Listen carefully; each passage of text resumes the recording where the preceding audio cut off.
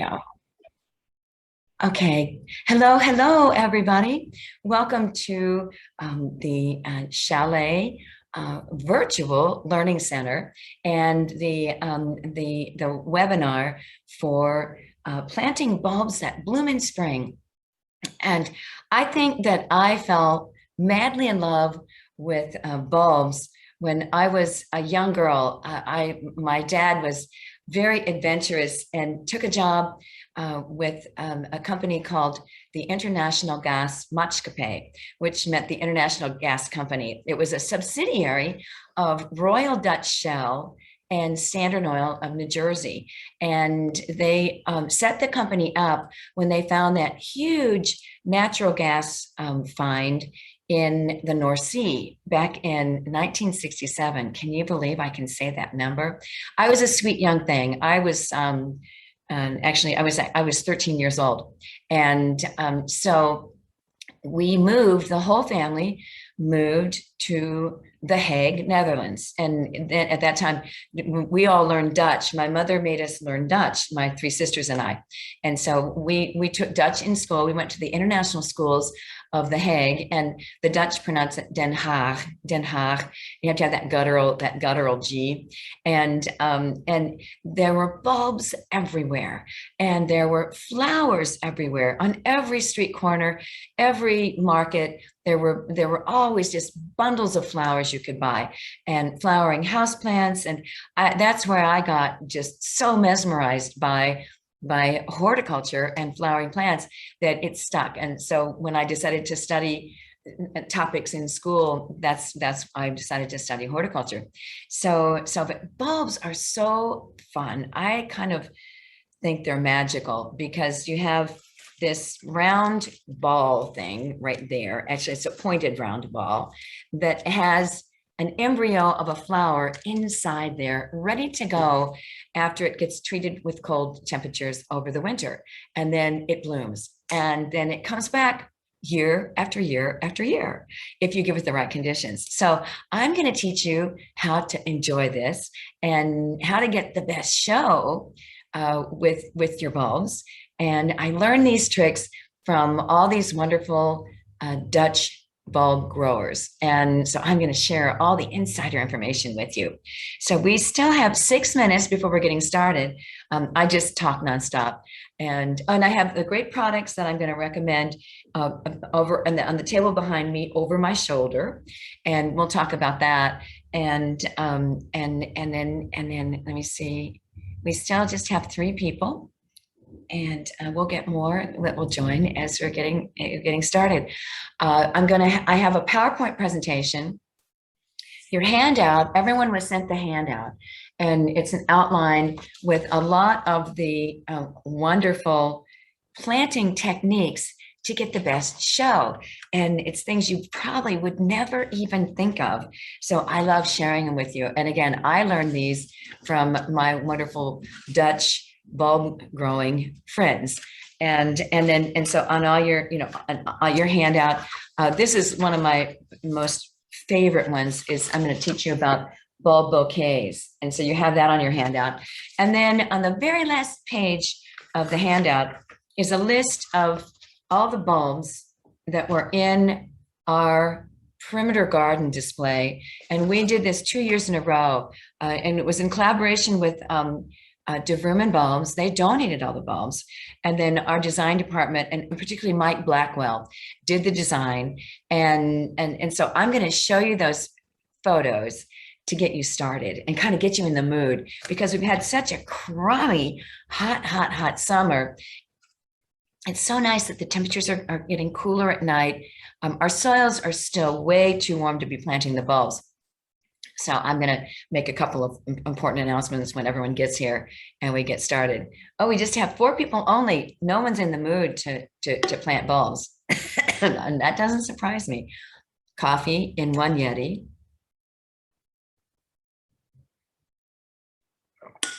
And ice water in the other Yeti. This is how you have to, when you travel, you have to have your Yetis with you. Okay. All right. We are 3 minutes away from starting. Welcome, everybody. I'm Jennifer Brennan. I'm the horticulture information specialist here at Chalet. I've been here 30 years. Well, it was 30 years in April. Yeah, 30 years in April. And so I guess it's 30 and a half years now. So, okay. Oh, and okay. I just saw there was a question that came up in the chat box, and she was wondering where the handout is. It came in an email from Amy Thalman with there's a link to the webinar, which if you're here, you got that. And then there was another link in that same email with it's a PDF file. So click on that. You can download it to your computer. If you don't want to print it, a lot of people just do a double screen so they can look at the handout and watch the presentation. And if you can't find it, I also have hard copies. I have hard copies in the store at the plant clinic, the diagnostic desk, and you're welcome to take those. If you can't find it in your email, in your link, send me an email, and after this is over, I'll send you the handout. And so, send me an email at Jennifer B, Jennifer B. Our emails are our first name, our last initial at Chalet Nursery, all one word, CHALETNURSERY.com. And I'll send that after it's over. For the questions and answers, I would prefer that you do them in the Q&A column rather than the chat, because it's easier for me to keep them organized when I answer the questions at the end of the presentation. And I promise to answer all the questions at the end of the presentation. And a lot of times your questions might be answered when I'm doing the presentation. Okay, I'm going to get out of the chat box. Let's get out of the chat box. No, don't end the webinar. Goodness. Oh, darn it, I did it again. Phooey. All right, everybody, just before we start, I messed it up. Don't you hate that? Let's do this again. Oh, goodness.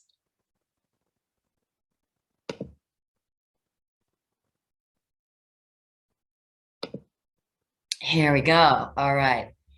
Oh, this stupid chat box. All right. It is now noon on this, so I'm going to go ahead and get started. I'm saying we only have 8 people. No one's interested in, I shouldn't say that. I have 8 people interested in learning about bulbs, even though it's still kind of warm. I don't know how to get this silly thing to go down. I did it. Yay. Okay. So now everyone, welcome. Jennifer Brennan is my name. I'm the horticulture information specialist, and you're going to have a fun show. So I'm going to share the PowerPoint. And so I'm sharing the screen right now. Oh, before I share, I want to point these out. My favorite fertilizer for bulbs is the Dr. Earth fertilizer. And the reason I like it the most is when you look at the formulation on it, see up here, it's 3% nitrogen, 14% phosphorus, and 2% potassium.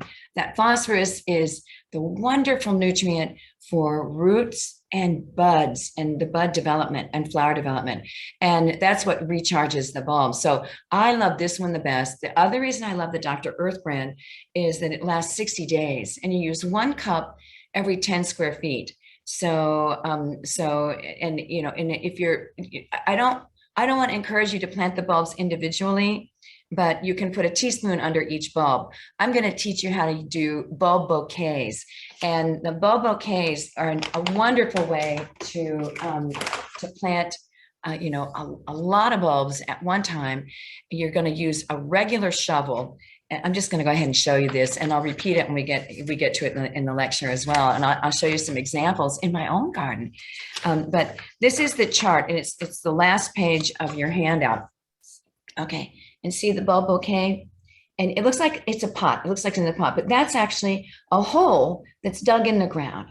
And you just use a regular shovel, regular spade, and you're going to dig a hole that is 8 inches deep and 10 inches in diameter.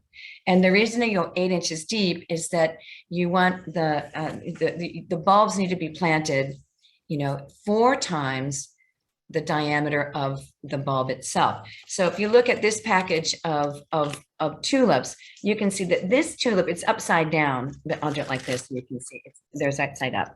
Okay, so it is 2 inches in diameter right across here, 2 inches in diameter. So the diameter times 4 is 8. So you're going to put 8, I like to do 8 to 10 tulip bulbs, daffodil bulbs, or hyacinth bulbs. Those are called major bulbs. And you'll see on this chart where it says minor bulb and major bulb. You put the major bulbs in the bottom of the hole. And this is a 2-dimensional photo or a drawing. And so when you're looking at the hole, I usually put 8 around the bottom part of the hole and 2 in the center. And they're usually spaced about 2 inches apart from each other. Then I fill 4 inches in the hole, and then I do the minor bulbs like the grape hyacinth. I love grape hyacinth. I'm going to show you photos. Spring anemones, crocus, or squill, and you ring around the whole circle with a dozen. I do 10 or a dozen. Let's just do 10 so we have better math, okay? So if you have 10 large bulbs in the bottom, major bulbs, and 10 minor bulbs around the edge, then you're going to fill the rest of that hole with the soil that you dug out, and then you're going to sprinkle repellent on top. Oh, I would sprinkle repellent in the hole as well. And the best one you can either use Repellzol spray, or you can use Repellzol granular, the granules, or you can use plant skeed granules. It really repels animals, especially squirrels. But unfortunately, if you live in an area where you might have coyotes, then this is not the best one to use because it's blood-based, and carnivores will tend to dig this up. So if you have coyotes in your area, use the Repellzol. Another one that is fabulous that we just got in, we just started carrying 2 years ago, it has a horrible name. It's called Rat Magic. And look who it's targeted to. Yeah, rats are right there, and gophers, but chipmunks and squirrels. And they're the ones that are usually digging up your bulbs. And you sprinkle this over the bulbs before you put the soil back on top of it. And it does the trick. And then sprinkle it on top of the hole after you put all the soil back on top of all the bulbs. Then you sprinkle your fertilizer on top of the hole. Don't put it in underneath the bulbs, and don't put it on top of the bulbs, before you put the soil back in, because if it goes under the bulbs, it can burn those roots when they're developing and cause root rot on the bulbs. So it always goes on top, and that's what the diagram says. Sprinkle the fertilizer. See my fertilizer art here. It's sprinkle on top and then water it in. And it's particularly important that you water the bulbs for daffodils, because if they're not getting enough water, they won't be triggered to root. And you want all your bulbs to start making roots. And that's why you wait till October until the soil has cooled down into the 60s or even the 50s. Then it's better for that signals the bulbs to actually make those roots. And then particularly with daffodils, if they make their roots, the roots make a hormone that goes through all the bulb and all the cell walls and makes them more elastic. So then when the soil does freeze solidly, then those cell walls expand and contract. And when they expand, when the water freezes in them, they don't rupture. If they don't root in before the ground freezes solidly, then those cells can expand and crack open and damage the bulb, but most importantly, can damage the embryo of the flower that's in the center of the bulb. Now, since you heard that, it's like, what? Okay, I have a diagram, so let's keep going. Let me share the PowerPoint here. She says, okay, I'm supposed to share the screen. Oh, there it is. Share the screen. There we go. Okay. Share the screen. All right, we're ready. And we're going to go from the beginning, and we're ready to go. Okay, so let me see how many people we have. Come on. There it is. Okay, and I was just going to check to see how many people that we have. Here we go. Oh, we've got 20. Welcome, welcome, welcome. It just boomed up from 8. And again, welcome. I'm Jennifer Brennan. I'm the horticulture information specialist at Chalet. Oh, look, it says it on the screen. And I'm here to share my love of spring flowering bulbs. And after you see this, and I go over, the handout, you're gonna love it. Now, please, if you have any questions, put them in the Q&A column rather than the chat box. And then I'm going to go through them all at the end of the presentation. Now, to start, though, I'm going to kind of tease you. And these are photos of our perimeter garden from 2017. And Mike Blackwell, one of our phenomenal designers in our landscape division, worked with DeVruman bulbs. DeVruman donated all the bulbs to us. And then Mike did this beautiful design. And we actually did it for 2 years in a row, 2017 and 2018. And I'm going to tease you on what can happen when you really use a lot of bulbs. Oh, no, don't do that one. Okay, I'm going to close that. Okay. All right. Oh, this has to be down here. This one I think I know. Oh, here we go. Okay, so now in the Netherlands, 11 billion bulbs are cultivated in an area as big as 30 football fields. And this is an area that is north of The Hague, Netherlands. And it's just so much fun to go up and see these, in action in the spring. There are 100 different kinds of flower bulbs divided into 8,000 different varieties. It's incredible. It's absolutely incredible. Now, here's the show. Here's the show from 2017. This was the display that Mike Blackwell, put together. Our crews planted it all. And this is what the bulbs look like when it was first, they were first waking up in the spring. And you can see they're just kind of at the bud stage, and right all underneath our sign out in front and all along the perimeter garden.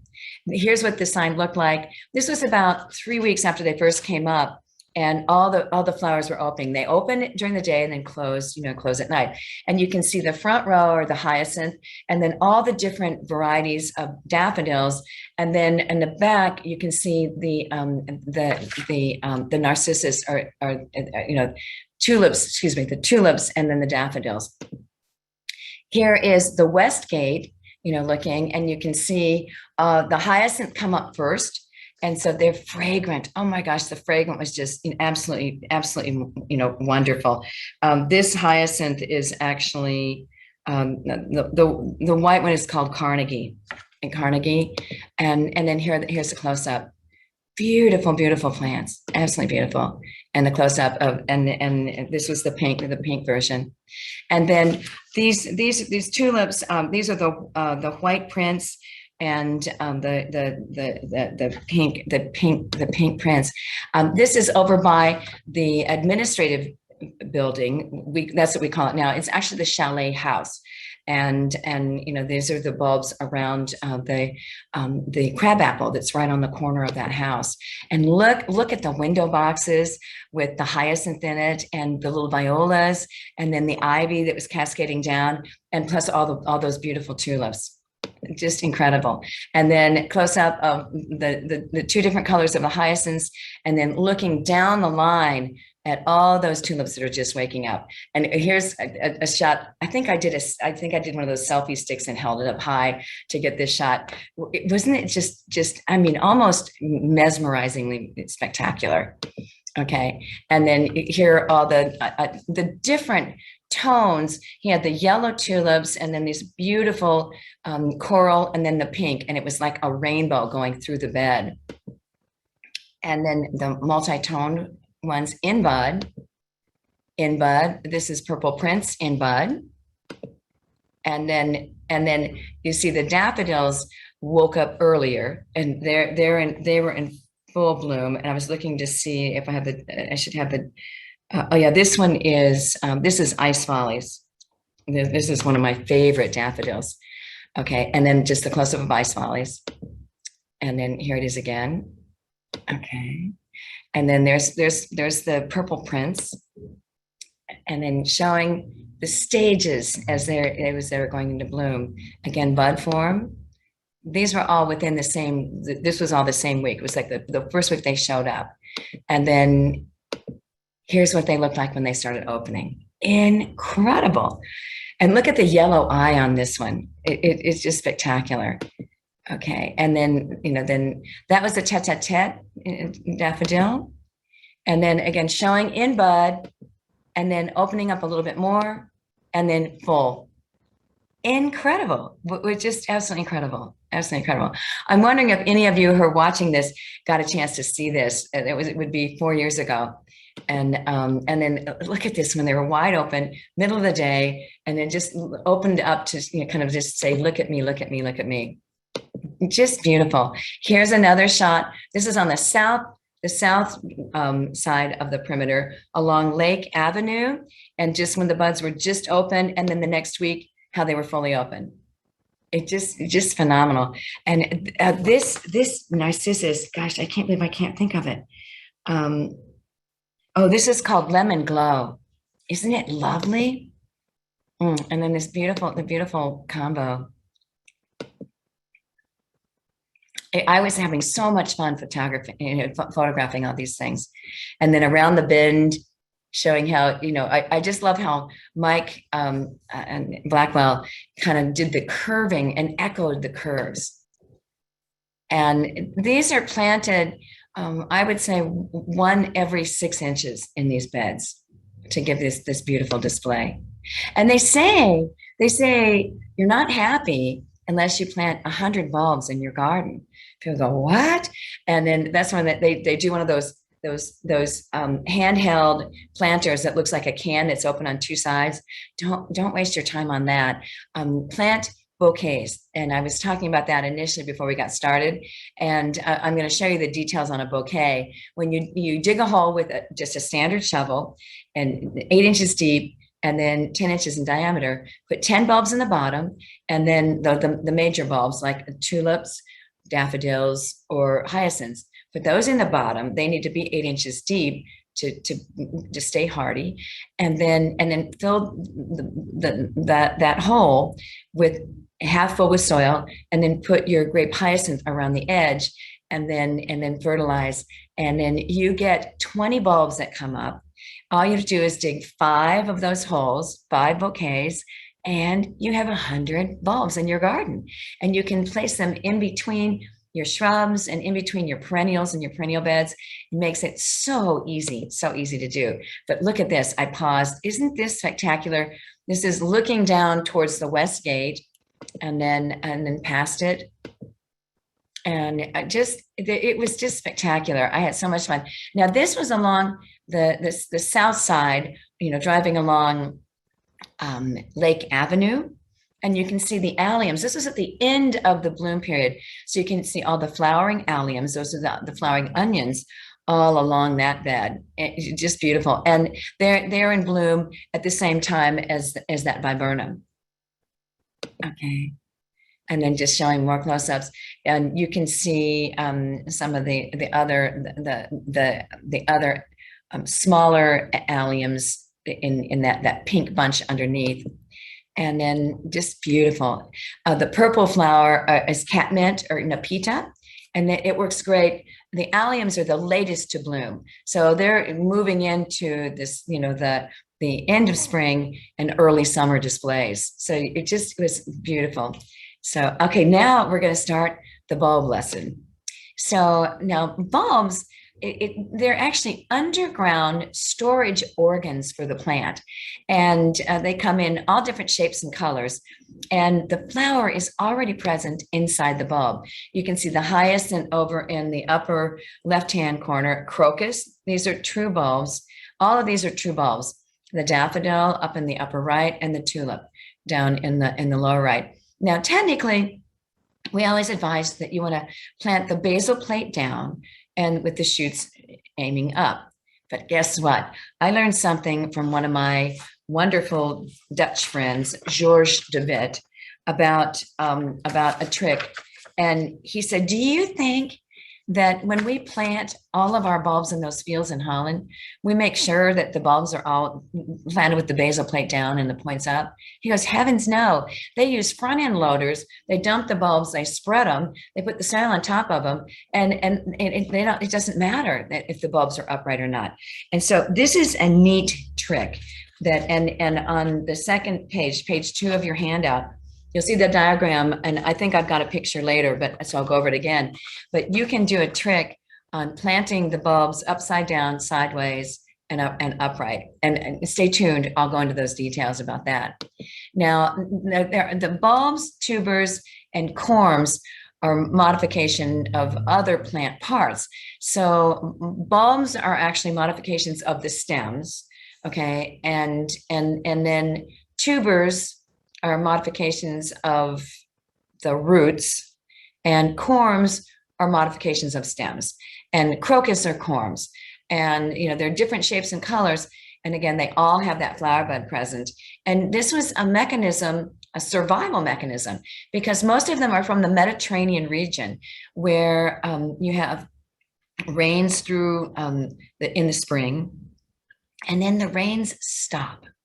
And then it's very arid, it's hot and sunny. And for those plants to survive, the foliage just dies back to the ground, and the bulb stays dormant until the soil temperatures cool back down in the fall and the fall rains start. Then the bulbs wake up underground, they grow the new roots. And then the reason they don't start growing and blooming then is because there's a hormone inside the bulb that prevents it from growing. And the way that hormone is broken down is when the bulb is in the ground and the soil freezes and the soil temperatures go below 50 degrees. So now if you live in an area like here in the United States, down in Georgia and Louisiana, or even Texas, the soil temperatures don't go below 50. So guess what? They can't grow tulips, daffodils, and hyacinth in their gardens normally. They have to chill the bulbs over winter and then put them out so that they can bloom in the spring. So it's kind of fun to say, nah, we can grow something you don't grow, but that isn't very mature, is it? No. So, but anyway, those are the secrets. Now, here's the diagram I've been talking about that I wanted to make sure you saw. And this shows there's a bulb cut in half, so you can see the center of it. And this is a daffodil. And the diagram, you can see how it's cut in half, the first image on the left-hand side, cut in half. And then if you cut it in half again, you can see that inside that shoot, the flower shoots down in the very center of the bulb, and inside that shoot is a pre-made embryo. So it's in there all winter and ready to go when the bulb wakes up in the spring, when the spring rains come, and after they've had and it's fun that the ones that start earlier, the early blooming ones, don't need to be chilled as long to break the hormone down, and the later blooming ones have to be chilled longer to break that hormone that's suppressing the growth. So the early bulbs are like grape hyacinth and snowdrops, crocus, and then the later ones are like alliums. So they have to be treated longer. But when I was telling you about daffodils earlier, they need to root. And so they need water. They need to be watered well, so the roots will form. When the roots form, before the ground freezes, they send a hormone through, another hormone through the bulb and the embryo that makes the cell walls elastic. So when the ground does freeze and the water in that bulb freezes, it doesn't rupture the cells. So what can happen is if the bulbs haven't rooted before the ground freezes solidly, the embryos can get ruptured. So that happens. If you planted daffodils and they didn't bloom the first year, it's because they didn't get rooted in before the ground froze solidly. And I have a story about a donor to Northwestern. After Northwestern won, what was that football? The Rose Bowl. They won the Rose Bowl. The donor donated, I think it was 5,000 purple and white crocus and asked the university to plant them through all the lawns, on campus at Northwestern. And they did, but they didn't get watered in sufficiently. And so the next year, nothing bloomed.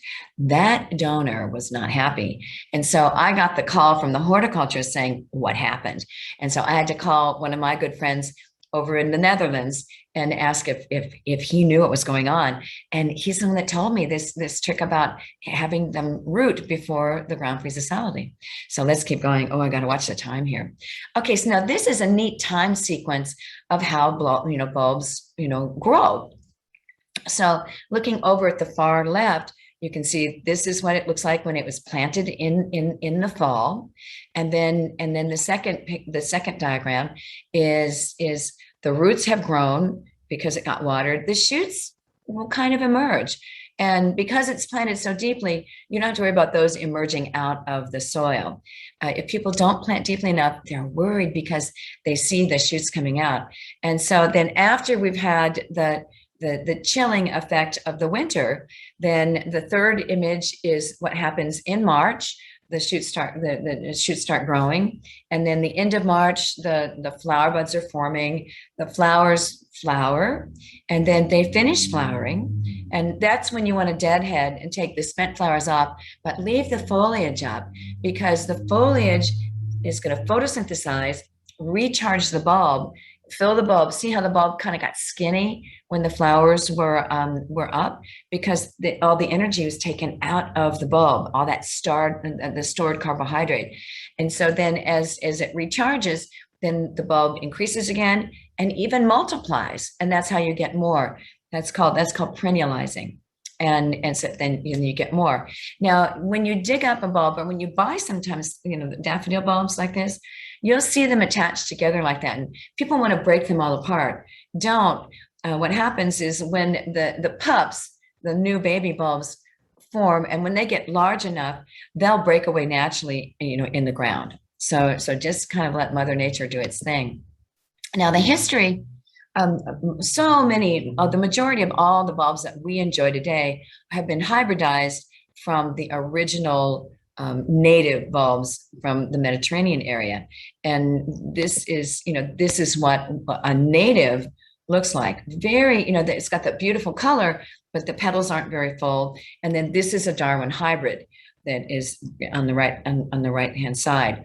And so they've been doing all this hybridizing for hundreds of years to get all these different varieties. Now, the first group are the tulips, and I mean, you just can't beat tulips. And the one sad thing about tulips here in this area, our soil is so heavy in clay that a lot of times the tulips don't last very long in our heavy clay soil. If you put it in a spot where you're not going to get a lot of water and it's a hot, sunny location, the tulips can come back. And then the Darwins are the ones that are the most likely to come back year after year after year. But so the tulips are classified into actually 9 different categories. And so there's single early, there's double early, the triumphs, the Darwin hybrids, single late tulips, lily flowered tulips, parrot tulips, and double late tulips. Now, the cool thing about doubles is they've been hybridized to remove the sexual parts of the plant.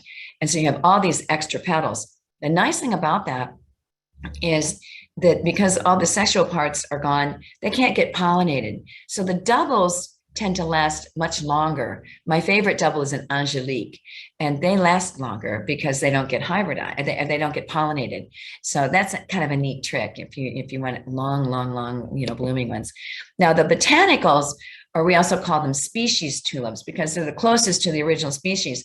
These are also very good for coming back year after year after year. So they're the Kaufmannii types, the Fosterianas, Grigii, and then the species, and they tend to be smaller and hardier in our landscapes. So here are the photos. Single earlies are just beautiful. I favor the early ones more than the late ones because I work so much in the spring that I can enjoy the early ones, and I can actually prune them back after they finish blooming. You deadhead them, leave the leaves up and the stems, and then all they need is 8 to 10 weeks in the sunshine, photosynthesizing. This is when you do another dose of fertilizer. Sprinkle the fertilizer on the ground underneath them, and then they use that fertilizer and the sunshine to rebuild and restore their bulbs. But you don't have to. A lot of times they say wait till the foliage turns yellow, but here our spring season and our rains can last much longer into the growing season. Not this year, but usually. And if you wait for the tulips and the daffodils for the foliage to turn yellow, you could wait till midsummer. So just mark your calendar when they finish blooming, and then cut the foliage off at like 1.5 to 2 inches from the ground, and just get rid of it. Okay. The next group are double earlies. The double earlies, again, longer blooming because they don't get pollinated. But the doubles are just special. And then Triumph are the very tall ones with the big flower heads that can be as large as 2 to 3 inches when in bud, and then almost 6 inches in diameter when the flower opens up. Gorgeous, gorgeous, gorgeous. Darwin hybrids are the same, and the Darwin hybrids are the longest lasting of any of the hybridized tulips. And these are also 24 inches tall. Beautiful display out in the garden. Beautiful. And then the single lates, again, single means it has one row of petals around that open up. And again, they range in size from 12 inches all the way up to 30 inches tall. And then lily flowered, oh, these are just so elegant. Most of the lily flowering ones are late though, so they're very late in the season. And you can see those pointed petals, that make them look like lilies. And then the fringed ones, again, wonderful hybrids. We have the cut and the fringed edges of the petals. So a little more showy. Most of these are late season. Now we're moving into the daffodils, and daffodils. Oh, I have to go back. Okay. Everybody loves tulips. We humans love them, but so do all the animals, and they're edible. So the animals love eating the flowers, they love eating the foliage, and the squirrels and chipmunks love digging up the bulbs and eating the bulbs. So you must protect tulips. And so I was talking about the repellents. And so when you plant them, you either spray the bulbs with liquid Repelsol and put them in the bottom of the hole, or you sprinkle the granular over the bulbs when they're in the hole. And then when you put the soil on top, sprinkle a repellent on top as well, so they're not tempted to dig. I showed everyone, the plant skeed is a blood-based product. It's really good unless you have carnivores in the area. So if you have coyotes, don't use this, because they'll dig up your bulbs thinking there's something dead because of the blood, the blood base, and they won't bother your bulbs, but they'll dig them up, and that is so frustrating. This new one that I'm using in my garden this year is called Rat Magic. The name is horrible, but it targets chipmunks and squirrels. Gophers and rats, and you just sprinkle it in the hole, sprinkle it over the top, and when they come sniffing around, it has castor oil, it has the eugenols in it, like peppermint oil and clove oil, and it really irritates their nasal passages. So it really does a trick for protecting them. They won't dig them up. Okay, now daffodils actually have a toxin in their bulbs and in all their flower parts and in their leaf parts. So nobody eats them, and they can come up and they can smell that. So I love daffodils, from tete-a-tete over here on the upper left hand to Jack Snipe is down in the lower right. And they're just gorgeous, absolutely gorgeous. The hyacinths are wonderful because they're so showy and they're so fragrant. Now the heads are kind of heavy, so they can have a tendency to topple over sometimes. So if that happens, just get a bamboo skewer, straighten it up, and then stick it right down through the center, the top of the flower cluster. The stems are hollow, so you just stick it right down into the ground, and it holds them upright. Neat trick. That was one from a bulb grower. So and then anemone blanda. This is the front of my house with my pink aglow rhododendron. When my son was a teenager, he came to me one time and said, "Mom, when these things are in bloom, it is too pink in our house. I can't have any of my friends over. And I still laugh about that. And then you can see where the anemones are in between the hostas that are just coming up. And these are called, this is anemone blanda. There's also one that's purple and blue colored. And they look like little daisies, and they're short. They're only about 6 to 8 inches tall, and they're just lovely, absolutely lovely. And they bloom at the same time that the daffodils do. And they're also toxic, so they make a good, edger for a bulb bouquet. And then crocus, crocus are just great. Some of the earliest ones to come up.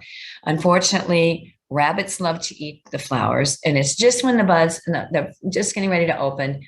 I notice them in my garden, and I come home and the rabbits have eaten them to the ground. So make sure you use your repellent in the spring, get the liquid form of Repelzol and spray it, spray it just as they're coming up, and that keeps them from eating them. Winter aconite or aranthus.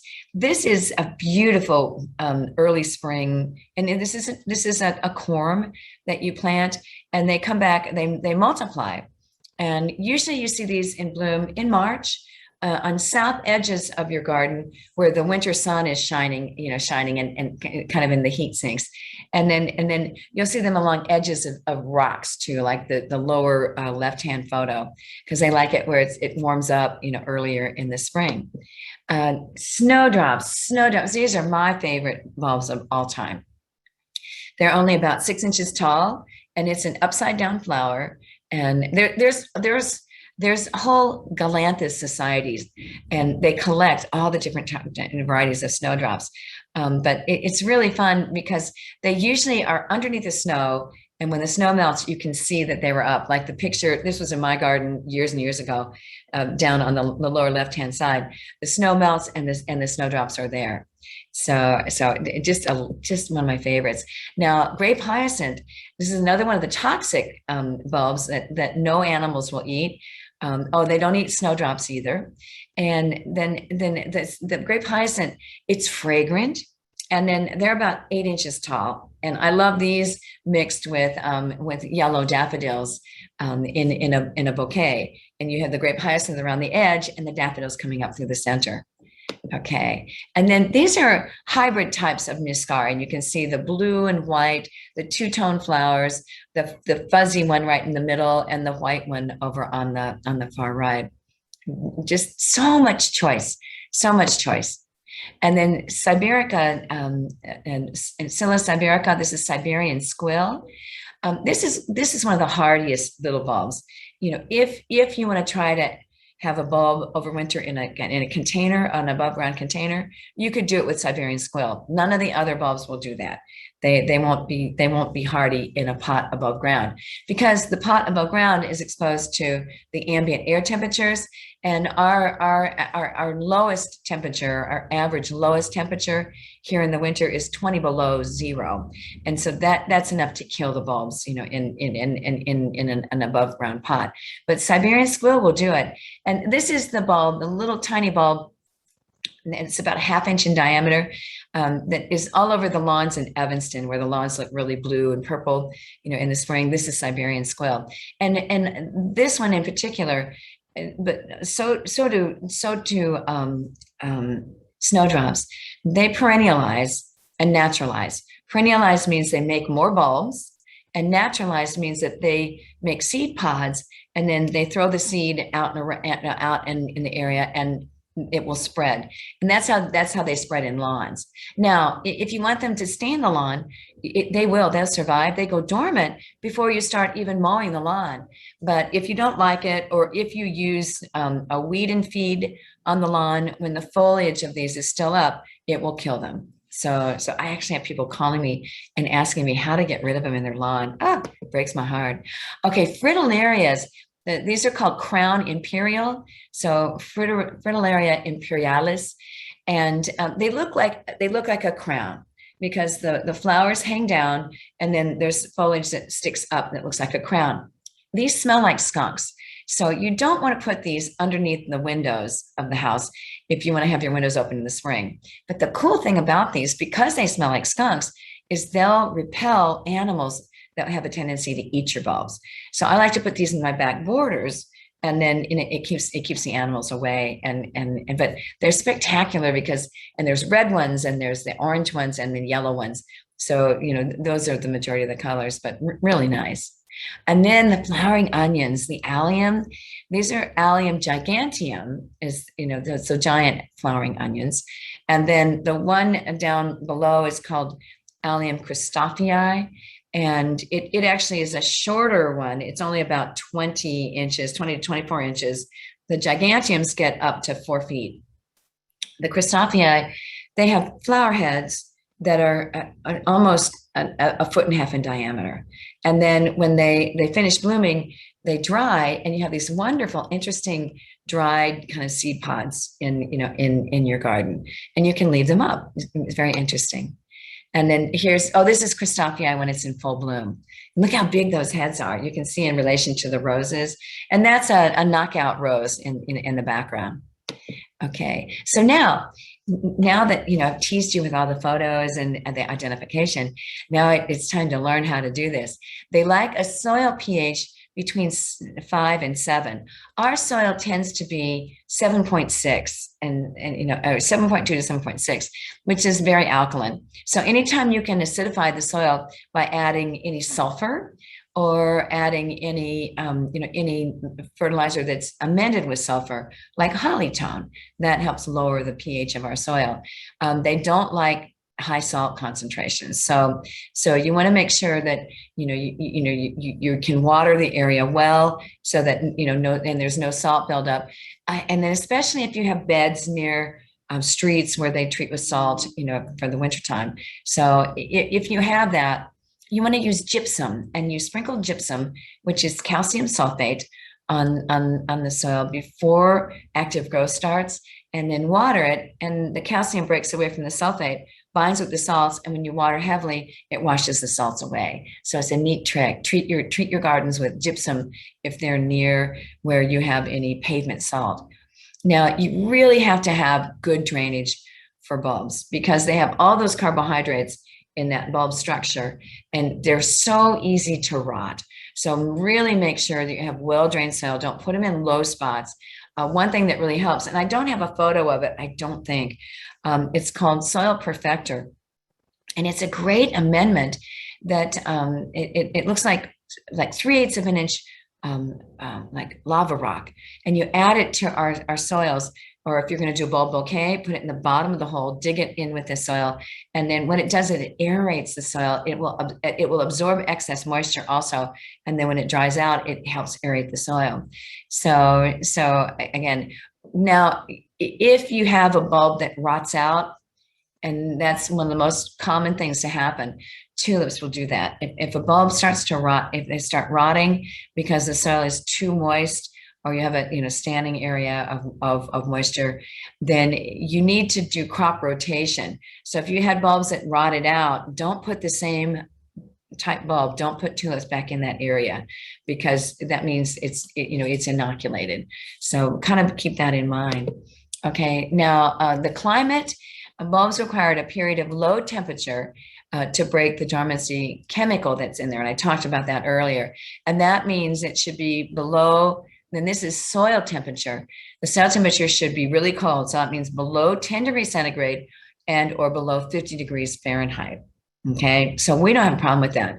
Our soils can, and this is an interesting thing I learned from an agronomy professor, that 4 inches below grade, when our soil is frozen solid, and when it's 20 below up above, 4 inches below, the soil temperature never drops below 27 degrees above zero. That's how our dormant plants keep their roots alive, in that frozen soil. So it's as long as you know that, but our soils will freeze solidly depending on our weather conditions. And then the weather people and then Tom Skilling told me one time, if you want to know how deep the soil froze, you can call, there's a union of grave diggers, and they keep track of that. So I contact them every March to find out the deepest level that our soils froze over the winter. Isn't that funny? I mean, you know, what you learn. Okay, so now the required length of the cold treatment, you know, for a bulb to break this dormancy, I mentioned that earlier, you know, it depends on the type of bulb. So the early blooming ones don't need to be treated as long. So those are like the snowdrops and crocus. But like the late blooming tulips and the alliums, they need a longer period of time exposed to the cold to break that hormone down so they can start actively growing again. Okay, now these are practical planting instructions.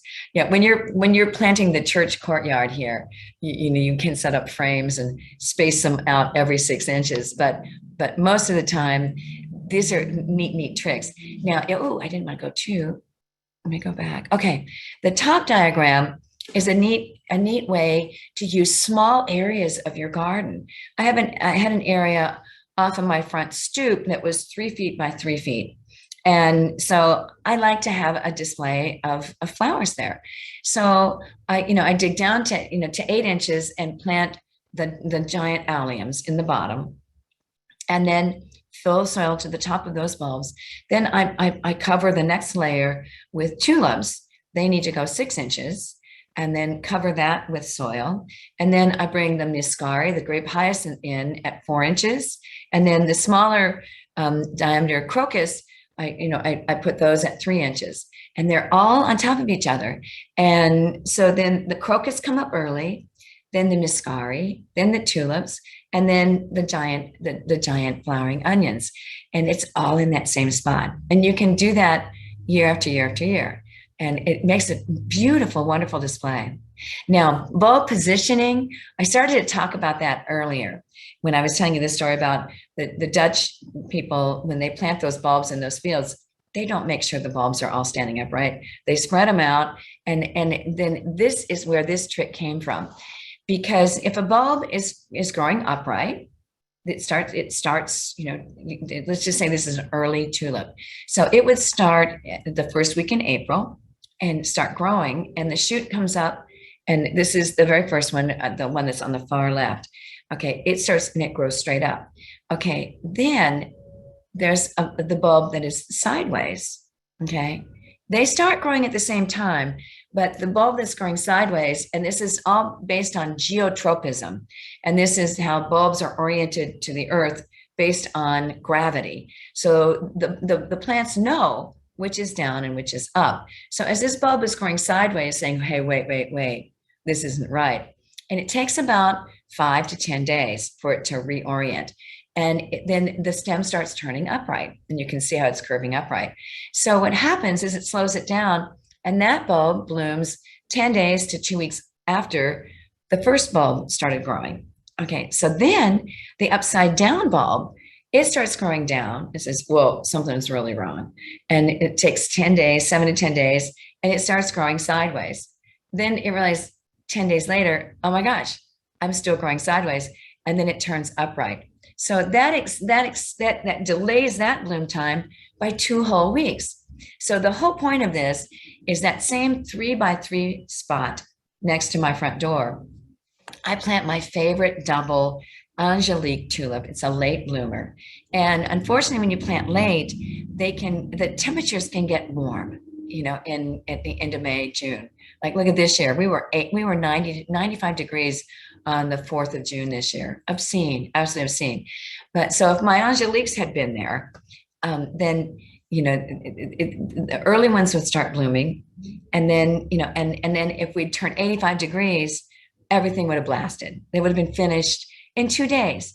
So, but, with the sideways one, the only thing that blasted were the ones that were first open.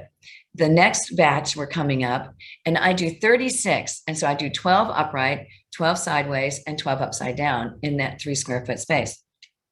And then it extends the bloom. So I have Angeliques in bloom from the second week of May all the way to the second week of June. So it's a neat trick. Now, unfortunately, they upright themselves. And so that's the whole goal. As the roots grow out and then contract, it will upright the bulb. So the sideways ones will be upright by the end of the growing season, and just like my uprights.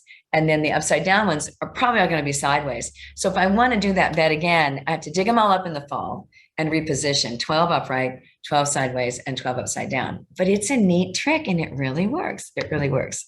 Okay, so here we go. Now we're at the bulb bouquet, and I did double, sorry. Oh, okay, the bulb bouquet. So you dig the hole 10 inches in diameter and 8 inches deep. And then you put the larger bulbs in the bottom of the hole. And then, like I said, I like to put 10 in. So 8 around the edge of the hole and 2 in the center. And they're usually about 2 inches apart from each other. And then fill 4 inches of soil on top of the major bulbs. And then ring the minor bulbs like grape hyacinth or spring anemones, or crocus or squill all around the edge. And so then and there's 20 bulbs in that hole. So I can dig 5 holes and I've planted 100 bulbs. And then I have to change my last name to Van Brennan, Jennifer Van Brennan. So and then these are the tools that you need. In Holland, everyone wears wooden shoes. I have a pair of wooden shoes. They're called klompen. That's the Dutch term, klompen. They keep your feet so warm and so dry. And people actually wear them. And here, they're excellent garden tools. Here are the garden tools you need here. A good shovel, a good spade, a good garden fork, and a good hand trowel. That's all you need. And then you need a fresh supply of Dutch bulbs. And in Holland, you would go to the barn and buy the bulbs there. But here in Chalet, you come to our wonderful displays. Is anybody on the webinar that remembers when we used to sell bulk bulbs, and we had this great big table that had square holes in it, and we put signs on everything, and we sold bulk bulbs, and people could buy as many or as little as few as they wanted. It was fun. I love that, but that was a long time ago. Okay, so now here are the steps for planting. You want to prepare a well-drained site. If you have to use the Espoma soil perfector, you dig that in the bottom of the hole. You fertilize at planting time and put the fertilizer on top of the hole after the bulbs have been covered up by the soil, and then water at least once a week. If we don't get an inch of rain once a week, make sure you're hand watering those areas so they get nice and moist, so the roots will grow. They'll be stimulated to grow. And they, again, select the best cultivars for the site. And, you want to plant them in time before the ground fuses solidly. Now, tulips are something you can kind of get by being a procrastinator. If you dig your holes early, save some of the soil that you've dug out of the holes, keep it in the garage so it doesn't freeze. You can actually put tulips in a frozen open hole and then cover it back up with non-frozen soil, and they do fine. They're real toughies. But get your daffodils in, your crocus in, get all those planted early. If you have to prioritize, do that. And then you want to mulch before wintertime. Okay, these are the bulb foods. We have Espoma bulb tone, and that used to be what we used all the time, and it's what we had. And it's a good quality. It lasts 30 days. I'm not as fond of the formulation. And they changed the color. Oh, I just realized that was different. Now it has a purple package, and it's 353. So it's a higher phosphorus, but it's not as high a phosphorus as the Dr. Earth bulb food. And that's actually, this package is 15. It looks like now it's 14. It's 14% phosphorus. But gosh, it's great. It's really good. And then this, I'm just showing you the planting depth. This is a neat, piece of art that was really cool to show that how the larger the bulb, the deeper it needs to go in the ground, to maintain its hardiness. And so you go from alliums to muscari to the anemone, the anemones. The anemone corms look like little clumps of dried soil. So those need to be soaked in water for an hour before you plant them, so they get hydrated. And if you don't do that, you can have what happened to me when I was pregnant with my son. That's 33 years ago. I planted 12 dozen anemones, in my garden. they didn't bloom because I didn't soak them and I didn't water them enough. And so then I planted them again the next year. And guess what? I learned the trick about, soaking them. All 288 came up the next year. And they've been there ever since. So it was worth doing it. You can see the snowdrops, they're about 4 inches deep. The tulips are 8 inches. The narcissus are 8 inches. And then the alliums are 8 to 12 inches, deep. Okay. And now these are combinations. Oh, I'm right at 10 minutes. Oh, cool. These are combinations of tulips and annuals or perennials, which is really nice. So you can see wisteria. This was down south. This was down south in Memphis. This was in one of my aunt's gardens, and with the tulips, and then the purple are the flowering catmint, nepeta. Perennializing or naturalizing. This was done by just taking the bulbs, throwing them out under those trees, and planting them wherever they fell. And it looks like it was like perennialized, or it was naturalized. Okay, then this layered planting, this is sort of like the diagram that I showed you early, where you have the largest bulbs at the bottom, or the later blooming bulbs at the bottom, and then, and layering up the top. And then this shows how it's staged, in the ground, where you could see it cut and staged. Okay, 10 golden rules of success: buy the bulbs early to get the best selection and the freshest. And I think I mentioned that one of our biggest suppliers has the tanker is held up in New York at the harbor. And so we were told that those aren't going to be coming in until the 20th of September. Now, I was just coming over here to do this presentation, and another one of our suppliers, the Netherlands company, we've got bulbs there right now. So I think they're going to be setting them out next week. I think we're going to have a display. So you could get them as early as next week. And I love the packaging on the Netherlands bulbs. I'll show these when I go on the bigger screen again, so they're easy to see. Now, beware that bulbs are heavy, heavy, heavy feeders, and they need fertilizer in the fall as well as the spring. So sprinkle, remember where your bulbs are, and then sprinkle the fertilizer where they were last year or this spring. And then they use that fertilizer as the bulbs are waking up for the roots to grow. And so you get better roots, you get better bulbs. So fertilize 2 times a year. They're heavy, heavy feeders, especially daffodils. Okay, make sure the location where the bulbs are going to be planted has really proper drainage. Soil texture is extremely important for success. They have to be able to breathe. So modify heavy clay soil with Soil Perfector is one of the best things you can do. It's better to use than using any organic matter. The organic matter tends to rot more quickly, and it can cause the bulbs to rot. So I like using the clay Soil Perfector. Okay, never plant the same kinds of bulbs twice in the same place, just because of diseases that can stay in the soil. And when the soil temperature is below 50, that is the best time. If you plant too warm, the bulbs will just sit there. And if you're watering too much, because you're trying to get the lawn to come back awake, then it can cause them to rot. Okay, use repellents. I talked about repellents to protect from rabbits, deer, squirrels, and voles. Okay, so soil's on the dry side. You want to make sure you really moisten that soil. Keep it, water once a week until the ground freezes solidly. And then the proper planting depth means that there's approximately 4 inches, of soil on top of even the small bulbs. Okay, so then plan to water once a week if you don't have rain. And then these were the repellents. You can see the plant skied. We don't have Natura anymore. I'm going to just switch forward. Oh, this was at my house showing my pot of pansies and my daffodils coming up around my rhododendron. And then this is my planting bed where I had all the bulb bouquets. And this is what my garden looks like in the spring. And you can see the bouquets coming up. I have daffodil bouquets and tulip bouquets. Look, isn't this wonderful? And these are the multi-stemmed Grigii tulips that one bulb has 4 flowers on it, 3 to 4 flowers on it. So if, I planted, 10 bulbs in the bottom of that hole, and I ended up having 30 flowers, just spectacular. And here's what they looked like when they opened up. And then these are the Grigii blends, and just wonderful. Absolutely. And they're 14 inches, not too tall. Look how gorgeous they are. And then these are my beautiful, beautiful daffodils. I think I have now I have 10 different cultivars of daffodil in that front bed, and they come back every year. So you can see Tet Tet Tet, Jack Snipe, and I forgot the yellow, the gold one. And then again the bouquets. This is the heuchera. This is you can see citronella, and you can see, oh my God, I'm just blanking on the name of that.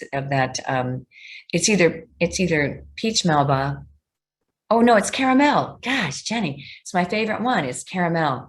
Is the one that looks like kind of an orangey, and then after the coral ones fade out, I go to a late blooming red and yellow tulip. These are the beautiful like fringed ones, and really nice. And you can see my alliums coming up in the background. There, isn't that beautiful? Oh, and then I threw in one of these are my beautiful fragrant irises that unfortunately the silly skunks dug them up just about 2 weeks ago because they had iris borer in them. I got to redo them. And then there's the allium, and another shot of the allium, and all my beautiful hostas, and one more shot, and alliums in packages. And then I always like to remind you to plant enough tulips or enough daffodils that you can cut a bouquet. And this is in my my greenhouse window right above my kitchen sink. So when I'm doing dishes, I look inside here and see the gorgeous tulips. And then this is the Kuchenhof, which is the beautiful bulb garden over in Holland.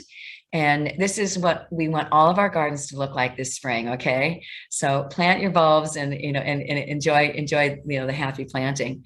I'm going to go ahead and stop sharing this, and then I'll hit all of the questions. All right, here we go. Here's the Q&A column right here. All right, and Peggy, how do you plant bulbs beneath trees without hurting the tree roots? Oh, that's a good question. You know what? When you start digging, if you run into a large root, just move the hole over a little bit, and you can always squeeze them in between the roots. And any of the fibrous roots, don't worry, you're just root pruning, and that'll stimulate them to branch out more. So that's a great question. And then the reason that it works, that bulbs work under trees, is that go with early bulbs, because then the foliage is still up before the leaves come out on the tree, so they can actually get recharged that way, before the leaves come up. All right, great question. Okay, here we go, and I answered this one live, so we're done with that. And then it looks like this is Mike McKeenan. I think that's Susan. Oh, there's Susan. Yeah. I did not get the handout. Can I have it sent? Yeah, Susan, send me your email address and to jenniferb@shalleynursery.com, and I'll send it to you as soon as I sign up. And Sandra, how do mountain lilies do in this area? Sandra, I think you've stumped me. Mountain lilies. Can I do some research on that and get back to you? Why don't you send me your email address and send it to jenniferb@shalleynursery.com, and I'll get back to you. I'm not sure what you're referring to as far as mountain lilies do, but I'll find out for you. Okay? Okay, here we go. And there it is. And then, this is Sandra again. What do you think of peony tulips? I don't see them anymore. Ooh, I love peony tulips. I think they're gorgeous. A lot of times they're called the doubles. So, look for those different categories. Okay. And you know what? Our supply, we used to have such a huge selection, especially when we sold them in bulk. And we just don't have as many as we used to. So if you're really looking for peony tulips, go to Brent and Becky's bulbs. And you just order them directly. But I haven't seen. Well, you know what? We did have a couple of peony varieties last year. So if you send me your email address to send you the handout, I'll let you know when the bulbs come in if we have the peony ones. Okay. All right. And here we go. And then this is Usha. Hi, Usha. Hi, Usha. Any secret to start anemone blanda? Well, the secret for the anemones, the anemone blanda, is to soak them. The corms are really hard, and if you soak them in water before planting them, they hydrate better. And instead of trying to get them hydrated in the soil, and so soak them in water for an hour and then plant them. And that's the best secret I learned, about anemones. And you said never had success. Try soaking them in water, and see if you can do that. And then Usha, another one, which is the allium, which does not spread a lot. Well, the allium that doesn't spread a lot are the perennial alliums, like there's several cultivars now, and there's Summer Beauty, there's Millennial. Oh my gosh, we had like 4 different cultivars in, and it's the perennial allium, and it does not drop seed, not like the big bulb ones. They'll seed all over the place. Good question. Good question. Okay. And now this is for Joanne. Do stargazers get planted in fall or spring? I have since both oh, you have both instructions. The stargazers are actually available in the late spring because they're a summer blooming bulb. And so we don't have many of those in the fall to plant in the fall. We get those in as the summer blooming bulbs in March. And so you buy the stargazers then. And we also sell them in bloom in pots, in our perennial section. But if you want to get the bulbs, you get the summer blooming bulbs in the spring. Okay, these are spring blooming bulbs that you get in the fall. Good question. Okay, next question from Joanne. If we want to plant more bulbs in an area that already has bulbs, is there a way to dig without damaging the existing bulbs? Well, that's kind of a loaded question. No, well, if you use a garden fork, and you have a general idea where your bulbs were before, just start lifting the soil with that garden fork, and there's a good chance you're not going to damage the bulbs. Although I've actually stabbed a bulb with my garden fork. But if you start working with the garden fork, loosening an area where you think that you have bulbs, you can usually kind of find where they are, and then and then dig around the outer edge of them with the garden fork, and just put the fork in and gently lift the soil, and then they all pop out. So good question. Yeah, really good question. Okay. And then Peggy, in handout section C, do you dig down 12 inches? Wait. And put back 4 inches of loose soil before planting bulbs above that? Oh, that's a good question. And I know what you're talking about here. And this is on this diagram. And you don't have to. What I do, it's right here. It's right here. And you can see, and it looks like it was below here. What I like to do is I don't dig it out. I dig to the bottom of the, the 8 inches deep, and then I just turn the soil underneath, and I just loosen it up, and I'll mix in some of the soil perfector, and then just mix it in, and then set the bulbs on top of it. That's a great question. Very good question. And you said section C. I was looking for C. Did I do that as C? I guess I did. Cool. Okay, and here we go. All right, and then Joanne, again, could you please tell us again what product to use that dries out the soil? It was what? Oh, I just mentioned it. It's from the Espoma company, and it's called Clay Soil Perfector, like perfect soil perfector. PERFECTER, Clay Soil Perfector. And it comes in a big bag. I think it's about a 25-pound bag. And then the particles are about 3/8 of an inch in diameter. And I just put a handful in the bottom of the the bouquet hole and just work it into that soil in the bottom. Great question. Okay, now Lisa G, will you share the handout and slides? No, I don't share my slides. I'm sorry, but if you didn't get the handout, send me your email address and I'll do that. Possibly recording as well. We have our recording is on our YouTube channel. So you can go to our webpage and on the upper corner is that rectangle with the arrow showing it's YouTube. You click on that and you can watch all of our YouTube live webinars on that YouTube. And I would love to rewatch, and I signed up late and did not get the handout in advance. Go ahead and send me your email address, Lisa, and I'll send you the handout. And then you can, as of 5 p.m. today, this webinar will be posted on our YouTube channel. Okay, so you can always watch it anytime, anytime. Okay, and here we go. And then this is Susan again.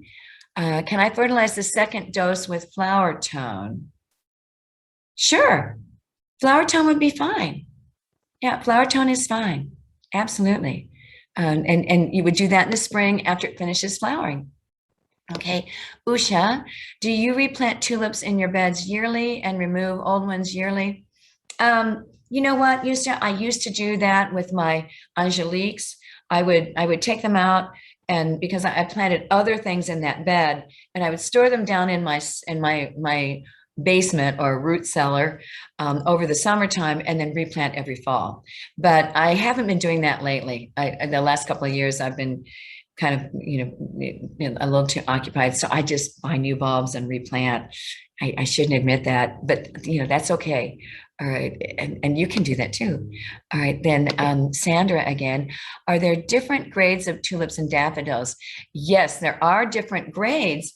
And the better brands actually, and then when you have them named in varietal packages, they have a larger circumference, and then they're labeled on here, and even I think it tells you like 12 centimeters circumference.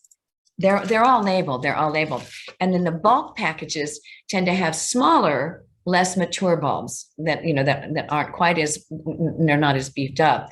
But and the brands that I mean, I love the Nederlands brand, and I love De Vroemen, brand. The Brent and Becky has wonderful quality bulbs. As long if you buy named cultivars, they're going to be, I think better quality than just bulk, bulk, like bags of bulk. But if you're planting like in a big area, the bulk ones are great. You just put them out and fertilize them like crazy, and they get bigger and bigger and bigger, over the years. So it's just how you manage it and your budget, your budget. Okay, this is Amy Dawkins. Where do you specifically spray or place the repellent? Ooh, that's an excellent question. Okay, put the bulbs in the hole, the planting hole. Take the granular or the spray, the granular or the spray all over the bulbs and let them dry a little bit, and then put the soil on top of it. Then spray the soil on top also. Or if you're going to use the granular, you just take, open the granular. It's like, it has a shaker top, like Parmesan cheese, and sprinkle this all over the tops of the bulbs when they're in the bottom of the hole, and to put it in the bottom of the hole as well. Then cover the bulbs with the soil, and then, firm it down, and then water it in, and then sprinkle the repellent on top of that hole again. And when the animals come sniffing around, and the reason you need to do that is animals, especially squirrels, can smell bulbs through disturbed soil for 5 days. So you really want to protect them so they don't get dug up. Okay, great question. And then this is Tanya. Tanya, here we go. Let me get this one. Okay, can you pull out the bulbs and store over winter so they survive without being eaten by the animals? No, you can't pull them out to store them over winter because they need to be outside getting chilled. If you have like summer blooming bulbs like cannas, and caladiums, you lift those and store them over winter, but not spring blooming ones. You can't do spring blooming ones and overwinter them over the winter. Otherwise, they won't get, the dormancy won't break and they won't build a bloom. Okay, and then this is Joanne again. Could you also send me the handouts? Okay, all right, this works great. I'll copy this down, and okay. I would prefer, Joanne, if you send me an email, jenniferb@shaleynursery.com. Then I have your email right there, and I'll leave this open though in case. Okay, now this is Peggy. How long do all bulbs? How long will bulb plants last if you're good about dividing? Oh my gosh, forever and ever and ever. They just keep coming back and coming back and coming back, especially daffodils. Tulips have a tough time in our heavy clay soil here. So usually on the Darwin hybrids, you can get 2 to 3 years out of them, without having to buy new ones or lift them. Okay, great question. Okay, that was that one. This is Peggy. Oh, and this is Tanya again. Oh, no, I'm doing pretty good on time. How do you know when you need to divide bulbs? What time of year should you divide them? Okay, if the bulbs stop, this is Tanya. Is there a place that you don't want to plant bulbs? Can they be planted in containers? And if so, what is the best time of year to do so? Okay, they're not as hardy in containers. And, if you have a container, you have to put the container someplace where it's not going to freeze solidly, but it still gets chilled sufficiently, at least below 50 and above freezing. And then the only place you don't want to plant bulbs is where water could be standing. And that's the only place you don't want to plant bulbs, or in deep dark shade. They need sunlight to keep them, help them come back. Okay, that was Tanya.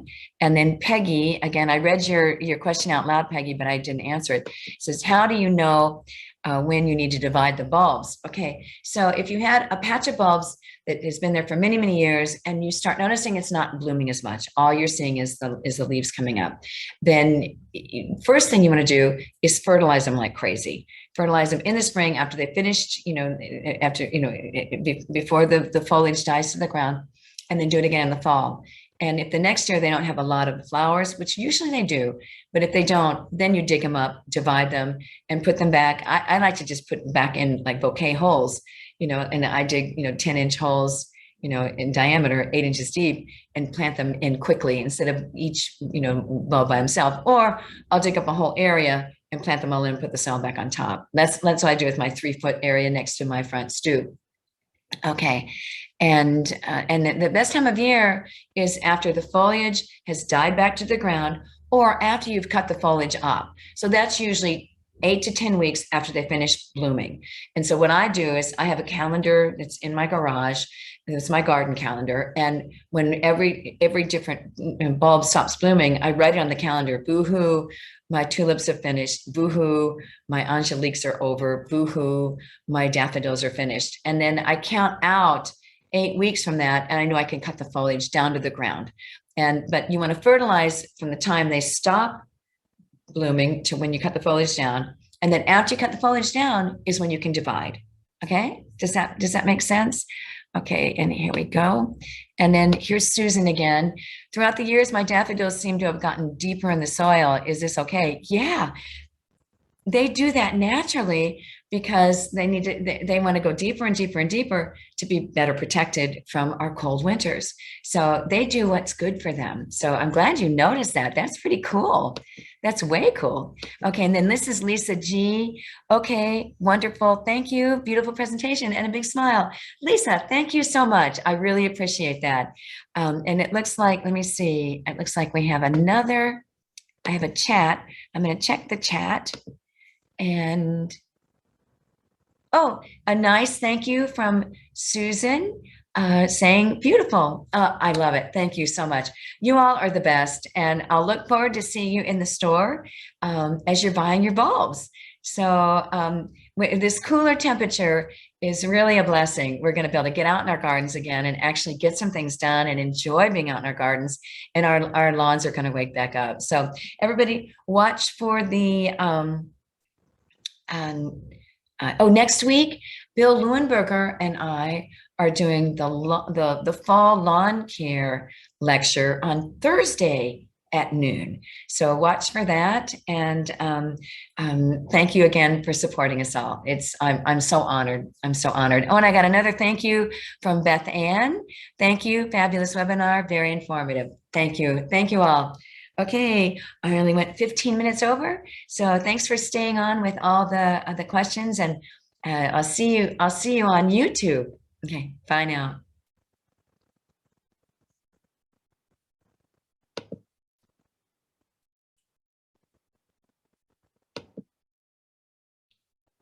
Okay, I'm gonna write this address down in case.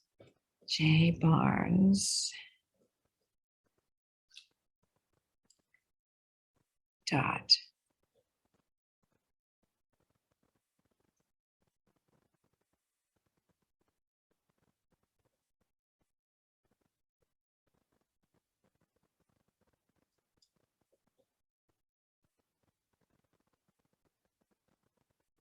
okay, here we go. We're done.